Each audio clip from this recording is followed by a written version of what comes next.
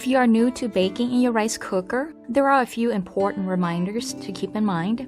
Recipes with 1 cup to 1.5 cup of flour is best for minimal baking time. Depending on your rice cooker, it will probably stay on cook for about 5 minutes, and then it's gonna go into the warm status. And this is completely normal. When baking, there's not much liquid, and so the rice cooker must go into this warm status to prevent it from overheating. But you don't have to worry. Your baked good is still baking in this warm state. Since we do have to come back and push that cook button again, set a timer for 30 minutes, and when the timer goes off, just press that cook button and then set another timer.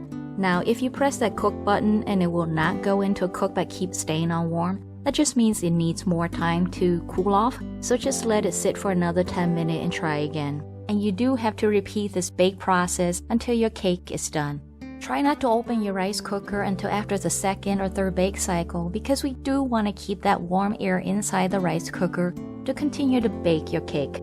And to test whether your cake is done or not, just use a chopstick, toothpick, skewer or knife, insert it into the center, and if it comes out clean without any wet batter, then your cake is done.